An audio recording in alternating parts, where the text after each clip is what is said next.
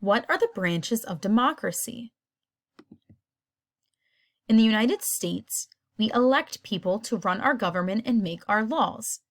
This type of government is called a democracy.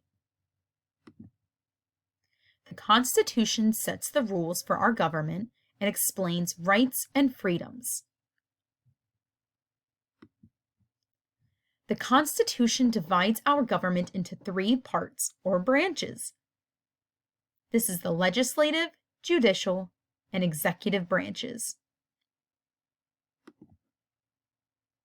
Congress is the legislative branch that makes the laws. The Congress gathers in the Capitol building to make the laws for the nation. Congress is divided into the Senate and the House of Representatives. Each group helps to write and vote on the laws. In the United States, there are 435 representatives in the House of Representatives and 100 senators in the Senate. Representatives are determined by population, or how many people live within each state. But each state has just 2 senators. The president is the leader of the executive branch, and he approves the laws. A presidential election is held every 4 years in November. A president may be re-elected for a second term. The president is in charge of the armed forces, which keep our country safe. The armed forces include the Army, Navy, Air Force, Marine Corps, and Coast Guard.